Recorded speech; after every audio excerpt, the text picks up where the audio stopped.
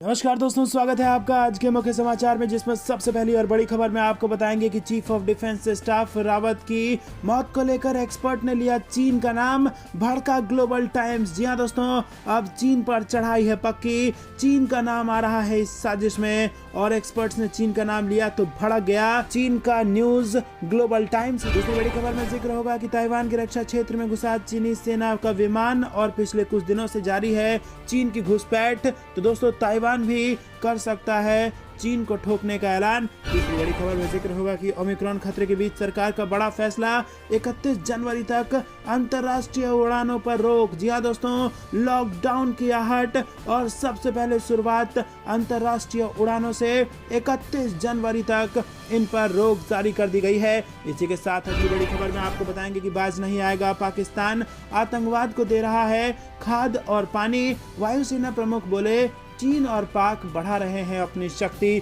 पांचवी बड़ी खबर में जिक्र होगा कि हेलीकॉप्टर दुर्घटना की ट्राई सर्विस जांच शुरू। रक्षा मंत्री राजनाथ सिंह ने बताया कि किस तरह हुआ ये पूरा हादसा। और इसी के साथ आपको बताएंगे कि पाकिस्तानी संगठन ISI और लिट्टे ने रची है CDS हेलीकॉप्टर क्रैश की साजिश। रिटायर्ड ब्रिगेडियर ने जताया शक। तो दोस्तों, जहां पर हर एंगल से इस मामले की तफ्तीश चल रही है, क्या इसमें चीन, पाकिस्तान और लिट्टे का हाथ है, क्या कुछ निकलता है खबर, आपको हर एक खबर की गहराई में ले जाएंगे दोस्तों। लेकिन उससे पहले अगर आपको भी देश की सेना और PM मोदी पर पूरा भरोसा है तो आप अभी इस वीडियो को लाइक कीजिए और इस लाल बटन को दबा के चैनल को फ्री में सब्सक्राइब करके घंटी बजाकर कमेंट में लिखिए जय हिंद। दोस्तों, हैं सबसे पहली और बड़ी खबर की तरफ। Chief of defence staff Bipin Rawat की मौत को लेकर एक्सपर्ट्स ने लिया चीन का नाम, जिसके बाद भड़का ग्लोबल टाइम्स। जी हां दोस्तों, भारत के पहले चीफ ऑफ डिफेंस स्टाफ यानी CDS जनरल बिपिन रावत की मौत से पूरा देश शोक में है। तमिलनाडु के कुन्नूर में बुधवार को उनका हेलीकॉप्टर क्रैश हो गया था और इस हादसे में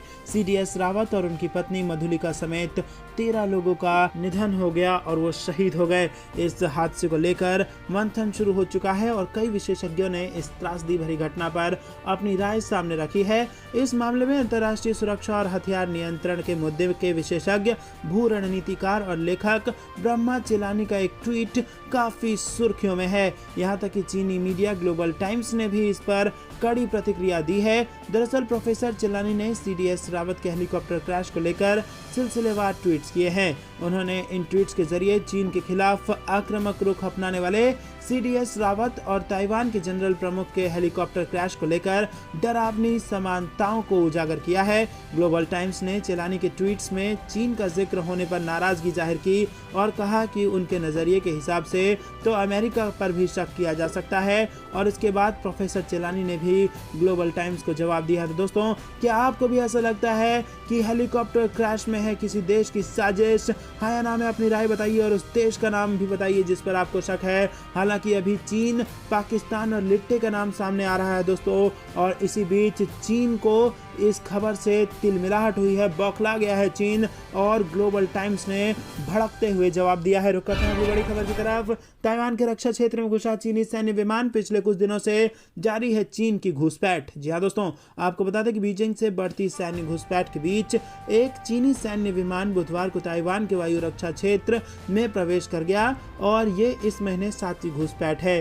ताइवान के राष्ट्रीय रक्षा मंत्रालय ने कहा कि घुसपैठ के जवाब में ताइवान ने विमान भेजे हैं, रेडियो चेतावनी प्रसारित की और ASW विमान की निगरानी के लिए वायु रक्षा मिसाइल प्रणाली तैनात की है। इस घटना से एक दिन पहले 9 चीनी सैन्य विमानों के ADIZ में घुसे थे। वहीं सोमवार को भी कम से कम 4 चीनी सैन्य विमान भी ताइवान में घुस गए थे। ताइवान न्यूज के अनुसार ताइवान के आइडेंटिफिकेशन जोन में इस महीने कम से कम 13 चीनी सैन्य विमानों ने घुसपैठ की है, जिसमें 7 सॉफ्टर विमान और 6 लड़ाकू जेट शामिल हैं। तो दोस्तों, आपको बता दें कि स्पॉटर और लड़ाकू जेट के साथ यहाँ पर घुसपैठ की कोशिश कर रहा है चीन, लेकिन ताइवान ने भी मौके बेमौके दे दी है चेतावनी।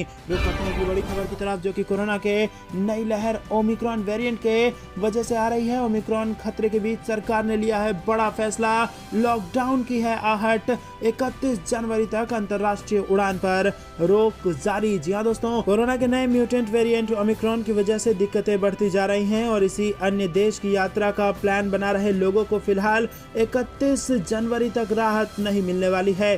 सरकार ने अंतर्राष्ट्रीय उड़ानों पर लगी रोक को 31 जनवरी तक बरकरार रखने का निर्णय लिया है। Director General of Civil Aviation यानी कि डीजीसीए ने गुरुवार की शाम जारी एक आदेश में इसकी जानकारी दी। डीजीसीए ने इस आदेश में कहा कि सभी शेड्यूल्ड अंतर्राष्ट्रीय उड़ानों पर 31 जनवरी 2020 तक रोक जारी रहेगी। डीजीसीए ने आदेश में यह भी साफ कहा है कि ये रोक ऑल कार्गो फ्लाइट और स्पेशल मंजूरी प्राप्त फ्लाइट के लिए नहीं है। वहीं डीजीसीए ने कहा कि कोविड-19 के खतरे को देखते हुए 26 नवंबर 2021 को जारी सर्कुलर में कुछ बदलाव किया गया है। प्राधिकरण ने कहा कि केस ऑन केस बेसिस पर चुनिंदा रूट के लिए शेड्यूल्ड अंतर्राष्ट्रीय उड़ानों को मंजूरी दी जा सकती है।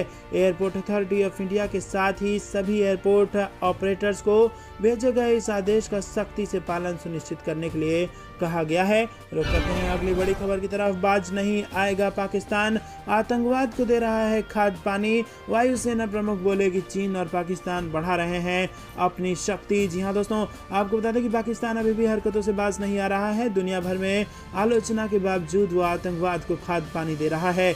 वायुसेना प्रमुख वी.आर. चौधरी ने बुधवार को कहा कि भारत के सुरक्षा परिदृश्य में बहुआयामी खतरे और चुनौतियां शामिल हैं। उन्होंने कहा कि भारत के रणनीतिक लक्ष्यों की प्राप्ति की दिशा में चीन अधिक महत्वपूर्ण और दीर्घकालिक चुनौती पेश करता है। एयर चीफ मार्शल ने कहा कि हमें अपनी सामरिक प्राथमिकता की फिर से समीक्षा करनी होगी।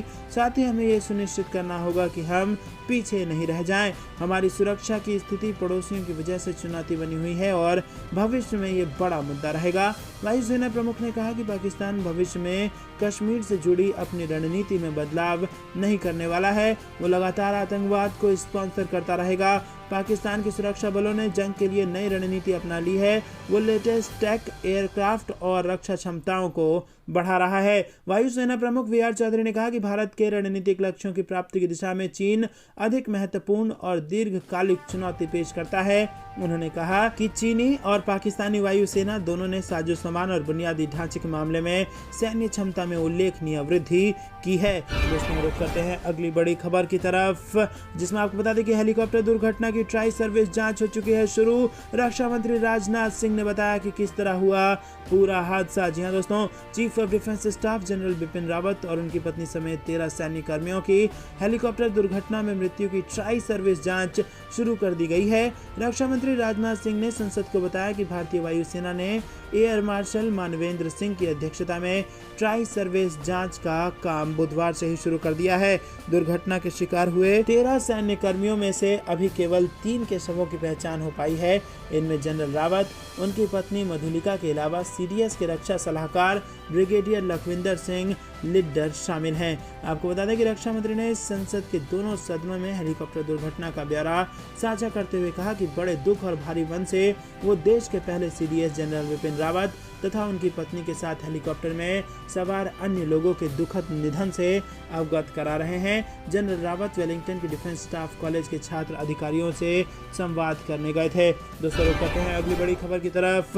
पाकिस्तानी संगठन आईएसआई और लिट्टे ने रची सीडीएस हेलीकॉप्टर क्रैश की साजिश। रिटायर्ड ब्रिगेडियर ने जताया उसको लेकर शक। जी हां दोस्तों, भारत के पहले chief of defence staff general Bipin Rawat का बुधवार को एक हेलीकॉप्टर दुर्घटना में जो निधन हुआ, उसके बाद यहां पर जबरदस्त जांच कर रही है देश की सरकार। रिटायर्ड ब्रिगेडियर सुधीर सावंत ने कहा है कि जिस इलाके में सीडीएस जनरल बिपिन रावत का हेलीकॉप्टर क्रैश हुआ है वो पूरा लिट्टे का गढ़ है और उस इलाके के कई आम लोग भी लिट्टे समर्थक हैं। बतौर कमांडर इंस्ट्रक्टर एलटीटीई के साथ मुठभेड़ कर चुके सुधीर सावंत का कहना है कि जिस तरह से सीडीएस का हेलीकॉप्टर क्रैश हुआ है ये लिट्टे के स्टाइल से मिलता है। उन्होंने कहा कि तमिल इलम के लिबरेशन टाइगर्स लंबे समय से भारतीय सेना और भारत से नाराज हैं।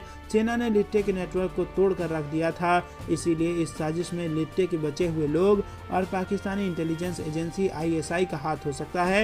उन्होंने कहा कि हो सकता है कि हेलीकॉप्टर क्रैश को आईएसआई और एलटीटीई ने मिलकर अंजाम दिया हो। दोस्तों, ब्रिगेडियर सावंत ने आगे कहा कि वैसे तो हेलीकॉप्टर में बम ब्लास्ट करना आसान काम नहीं है, लेकिन ये इनसाइड जॉब का काम हो सकता है। जिस तरह से हेलीकॉप्टर को क्रैश किया गया है, इस तरह के हमले को अंजाम देने के लिए एलटीटीई को किसी बड़े कैडर की जरूरत नहीं है। इसे करने के लिए सिर्फ 2 लोग ही काफ़ी हैं। तो दोस्तों यहाँ पर आपको बता दें कि LTTE प्रभावित इलाका था वो जहाँ पर ये हादसा हुआ है, और अब रिटायर्ड ब्रिगेडियर का शक LTTE और ISI की तरफ जा रहा है। रुक करते हैं अगली बड़ी खबर की तरफ। हेलीकॉप्टर क्रैश होने के बाद भी जिंदा थे CDS रावत, बचाव कर्मियों की आंखों देखी। जी हाँ दोस्तों, आपको बता दें बुधवार को तमिलनाडु की कुन्नूर में हेलीकॉप्टर क्रैश के बाद CDS जनरल विपिन रावत जिंदा थे। यहाँ तक कि उन्होंने अपना नाम भी बताया था। ये दावा राहत बचाव दल में शामिल एक शख्स ने किया है, जो सबसे पहले हेलीकॉप्टर के बिखरे पड़े मलबे के पास पहुंचा था। राहत बचाव दल में शामिल NC मुरली ने बताया कि हमने 2 लोगों को जिंदा बचाया, जिसमें से एक CDS विपिन रावत थे। उन्होंने धीमी आवाज में अपना नाम बताया। उनकी मौत अस्पताल जाते वक्त रास्ते में हुई। हम उस वक्त जिंदा बचाए गए दूसरे शख्स की पहचान नहीं कर सके। वहीं बचाव कर्मी के मुताबिक CDS जनरल विपिन रावत के शरीर का निचला हिस्सा बुरी तरह से जल गया था। मलबे से निकालने के बाद जनरल रावत को एक बेडशीट में लपेटकर एम्बुलेंस में ले जाया गया। NC मुरली फायर सर्विस टीम के सदस्य थे, जो घटना स्थल पर सूचना मिलने के बाद ही पहुंच गए थे। तो दोस्तों, ये बेहद दुखद खबर है। देश ने अपना सबसे बहादुर बेटा खो दिया, और इसी के साथ कई अपने सुपुत्र खोए हैं इसी प्लेन क्रैश में। रुक करते हैं अगली बड़ी खबर की तरफ। अलविदा जनरल विपिन रावत, सभी जवानों का होगा पूरे सैनिक सम्मान के साथ अंतिम संस्कार। राजनाथ सिंह भाषण के दौरान हुए भावुक। जी हाँ दोस्तों, रक्षा मंत्री गुरुवार को संसद में कुन्नूर में बुधवार को हुए हेलीकॉप्टर हादसे की जानकारी दे रहे थे। इस हादसे में CDS जनरल विपिन रावत समेत कुल 13 लोग शहीद हो गए हैं। मरने वालों में CDS की पत्नी भी शामिल हैं, और इस हादसे में केवल ग्रुप कैप्टन वरुण सिंह ही बच सके हैं, और उनका भी इलाज चल रहा है। हादसे की जांच के आदेश दे दिए गए हैं। संसद को इस हादसे की जानकारी देते हुए राजनाथ सिंह ने कहा कि CDS जनरल विपिन रावत बुधवार को कुन्नूर के आर्मी सर्विस कॉलेज में संबोधन के लिए जा रहे थे।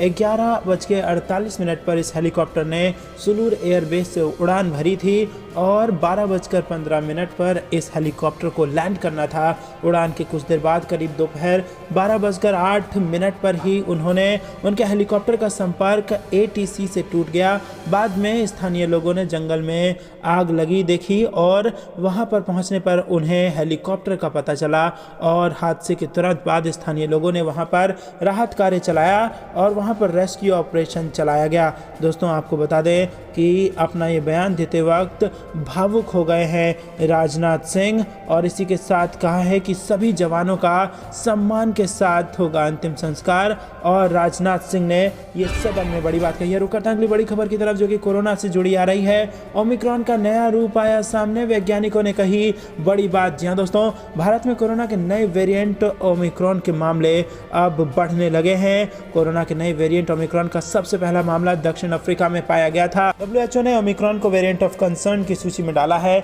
अब इस वेरिएंट को लेकर एक बड़ी बात सामने आई है। वेरिएंट 2 वंशों में विभाजित हो गया है, और वायरोलॉजिस्ट का कहना है कि ओमिक्रॉन के नए लिनिएज के कई मामले दक्षिण अफ्रीका, ऑस्ट्रेलिया और कनाडा में मिले हैं। ओमिक्रॉन में लगभग 50 से भी ज़्यादा म्यूटेशन है, और इसका सबसे पहला मामला 8 नवंबर को दक्षिण अफ्रीका में पाया गया था। इसके बाद से ही यह भारत समेत 34 देशों में फैल चुका है। एक्सपर्ट्स का कहना है कि ओमिक्रॉन का वंश में विभाजन वैज्ञानिकों के लिए ज़्यादा दिलचस्पी का विषय है, क्योंकि ये महामारी विज्ञान को बेहतर तरीके से समझने में मदद करेगा।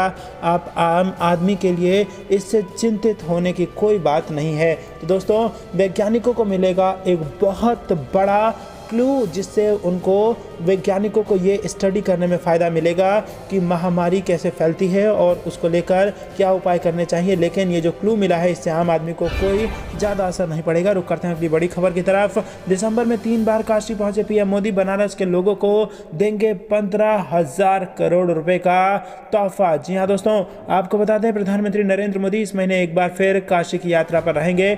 PM मोदी की यात्रा के लिए जिला प्रशासन ने सभी तरह की तैयारियां पूरी कर ली हैं। लखनऊ से भी PM मोदी की कार्यक्रम की तैयारियों पर नजर रखी जा रही है। वहीं काशी विश्वनाथ धाम के उद्घाटन के बाद प्रधानमंत्री मोदी 23 दिसंबर को एक बार फिर काशी आएंगे, और वो काशी वासियों को 1500 करोड़ की सौगात देंगे। रुक करते हैं अगली बड़ी खबर की तरफ। चुनाव से पहले योगी राज्य कर्मचारियों को दे सकते हैं बड़ा तोहफा। जी हाँ दोस्तों, उत्तर प्रदेश से फिर से एक और बड़ी खबर। उत्तर प्रदेश में अगले साल होने वाले विधानसभा चुनाव से पहले राज्य की योगी आदित्यनाथ सरकार कर्मचारियों को प्रमोशन का तोहफा दे सकती है।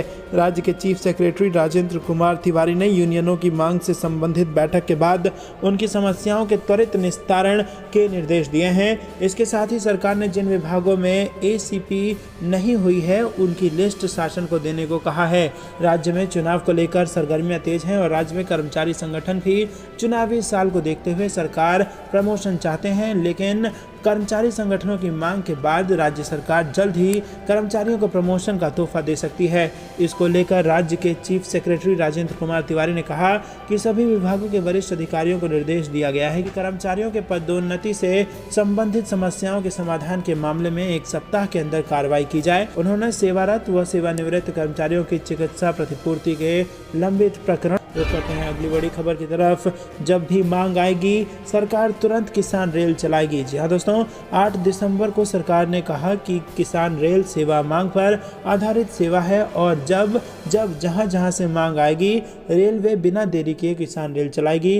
रेल संचालन, इलेक्ट्रॉनिक एवं सूचना प्रौद्योगिकी मंत्री अश्विनी वैष्णव ने लोकसभा में किसान रेल के बारे में एक प्रश्न के उत्तर में कहा कि किसान रेल सेवा ट्रक की तुलना में कृषि उपज के परिवहन की सस्ती सेवा जिसमें मार्ग में माल की बर्बादी न्यूनतम होती है। श्री वैष्णव ने कहा कि 7 अगस्त 2020 को पहली किसान रेल चलने के बाद से अब तक कुल 1642 किसान रेलवे चलाई जा चुकी हैं और इनमें सर्वाधिक 1239 गाड़ियां महाराष्ट्र से चलाई गई हैं, जबकि आंध्र प्रदेश से 126, मध्य प्रदेश से 56, गुजरात एवं तेलंगाना से 48, कर्नाटक से 45, पश्चिम बंगाल से 40, उत्तर प्रदेश से 36 और पंजाब से 2 और असम से 1, त्रिपुरा से 1 किसान रेल का परिचालन किया गया है।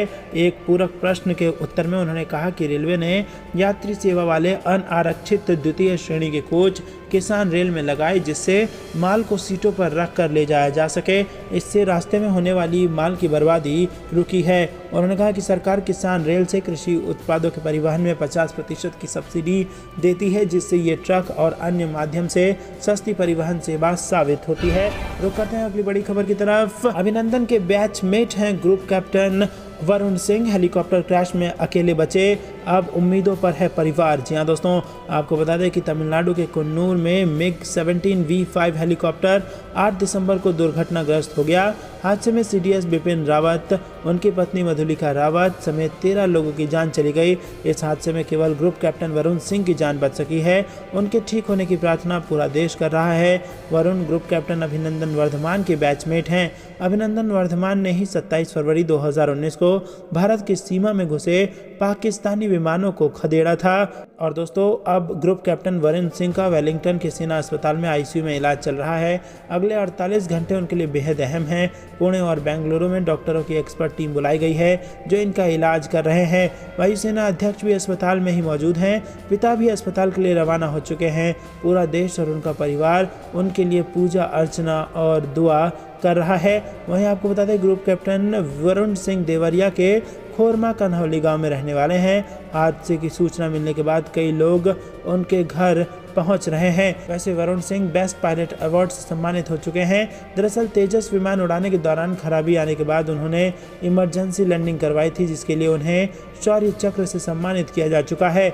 वरुण सिंह के पिता कृष्ण प्रताप सिंह हैं, भोपाल में रहते हैं। वहीं वरुण सिंह वेलिंगटन में इस वक्त रहते हैं और उनका इलाज भी वहीं चल रहा है। तमिलनाडु के कुन्नूर में हुए विमान हादसे में ग्रुप कैप्टन वरुण सिंह की हालत काफ़ी नाजुक बनी हुई है। वरुण सिंह के चाचा अखिलेश प्रताप सिंह कांग्रेस पार्टी के राष्ट्रीय प्रवक्ता हैं। उन्होंने बातचीत में बताया कि वरुण की हालत अभी नाजुक है, इलाज चल रहा है, 48 घंटे काफ़ी क्रिटिकल होंगे। दोस्तों, chief of defence staff general Bipin Rawat का आखिरी बयान चीन को लेकर कही थी ये बात। यहाँ दोस्तों, तमिलनाडु के हेलीकॉप्टर क्रैश में शहीद हुए देश के पहले chief of defence staff general Bipin Rawat Pakistan के मुकाबले चीन को बड़ा खतरा मानते थे और अपने हालिया बयान में उन्होंने दो टूक अंदाज में चीन को चेतावनी दी थी। हम किसी भी तरह के दुस्साहस का जवाब देने के लिए पूरी तरह से तैयार हैं। अगर वो फिर से गलवान जैसी घटना को अंजाम देते हैं तो उन्हें उसी भाषा में जवाब जवाब मिलेगा जैसा पिछली बार दिया गया था। ये आखिरी बयान था chief of defence staff Bipin Rawat का। आपको बता दें कि LAC पर ढिलाई का सवाल ही नहीं। CDS ने कहा था कि भारत चीन के बीच संदेह के बादल बहुत गहरे हैं, ऐसे में भारत LAC के किसी भी हिस्से में अपनी पकड़ को कम नहीं होने देगा। जनरल रावत का कहना था कि चीन की पीपल्स लिबरेशन आर्मी ने LAC से सटे इलाके में बुनियादी ढांचे को काफी बेहतर कर लिया है। ऐसे में चीन तेजी के साथ आगे के इलाकों में फिर से वापसी कर सकता है, लिहाजा LAC पर किसी भी तरह की ढिलाई बरतने का कोई सवाल ही नहीं है। जनरल रावत ने कहा कि हमें लगता है कि चीन अपनी पुरानी पकड़ को हासिल करने के लिए एक बार फिर से जमीन पर कब्जा करने जैसी कोशिश कर सकता है। अगर चीनी सैनिक वहां स्थायी रूप से रहने वाले हैं तो हम भी पूरी तरह से तैयार हैं। हमारे सैनिक भी अपनी मातृभूमि की रक्षा के लिए ऊंचे पहाड़ों में स्थायी रूप से बने रहेंगे। दोस्तों, लगातार दूसरी सर्दियों में पूर्वी लद्दाख में दोनों देशों की सेनाओं पर उपस्थिति पर भी जनरल रावत ने चीन को सख्त संदेश दिया था। उन्होंने कहा था कि सर्दियों के सीजन की चुनौतियों से निपटने की तैयारी हो चुकी है, सभी जरूरी चीजें स्टॉक हो चुकी हैं। अगर दुश्मन की ओर से किसी तरह का दुस्साहस किया जाता है तो हमारे पास मुकाबला करने और जवाब देने के लिए पर्याप्त संसाधन है। हम किसी भी हाल में पीछे नहीं हटेंगे। तो दोस्तों, ये थे CDS बिपिन रावत के बयान। अब वो शहीद हो चुके हैं, नम आंखों से उनको अलविदा। रुक करते हैं दूसरी बड़ी खबर की तरफ। बिपिन रावत हुए शहीद, राष्ट्रपति और PM मोदी का बयान। बोले देश ने अपने सबसे बहादुर सपूतों को खो दिया। जी हाँ दोस्तों, तमिलनाडु के कुन्नूर में हुए सेना के हेलीकॉप्टर क्रैश में देश के chief of defence staff general Bipin Rawat शहीद हो गए हैं। देश के प्रधानमंत्री नरेंद्र मोदी ने ट्विटर पर दुख प्रकट करते हुए ट्वीट किए हैं, जिसमें पहले PM मोदी ने लिखा कि मैं तमिलनाडु में हेलीकॉप्टर दुर्घटना से बहुत दुखी हूँ, जिसमें हमने जनरल बिपिन रावत, उनकी पत्नी और सशस्त्र बलों के अन्य कर्मियों को खो दिया है। उन्होंने पूरी लगन से भारत की सेवा की। मेरी संवेदनाएं शोक संतप्त परिवारों के साथ हैं। देश के राष्ट्रपति रामनाथ कोविंद ने भी दुख प्रकट करते हुए ट्वीट में लिखा कि जनरल बिपिन रावत और उनकी पत्नी मधुलिका जी के असामयिक निधन से स्तब्ध और व्यस्त हूँ। देश ने अपने सबसे बहादुर सपूतों को खो दिया। मातृभूमि के लिए उनकी 4 दशकों की निस्वार्थ सेवा असाधारण वीरता और वीरता से चिन्हित थी और इसी के साथ उनके परिवार के प्रति मेरी संवेदनाएं। अमित शाह ने भी जताया है दुख। गृह मंत्री अमित शाह ने ट्वीट कर लिखा कि देश के लिए एक बहुत ही दुखद दिन, क्योंकि हमने अपने CDS जनरल बिपिन रावत जी को एक बहुत ही दुखद दुर्घटना में खो दिया है। वो सबसे बहादुर सैनिकों में से एक थे, जिन्होंने अत्यंत भक्ति के साथ मातृभूमि की। दोस्तों, ये थी दिन भर कुछ बेहद जरूरी और बड़ी खबरें। अब तक बने रहने के लिए बहुत बहुत धन्यवाद। देख रहे थे आपका अपना चैनल द इंडियन टीवी। जाने से पहले वीडियो को लाइक और लाल बटन को दबा के चैनल को फ्री में सब्सक्राइब करके घंटी बजाकर कमेंट में जय हिंद जरूर लिखिएगा। जय हिंद, जय भारत।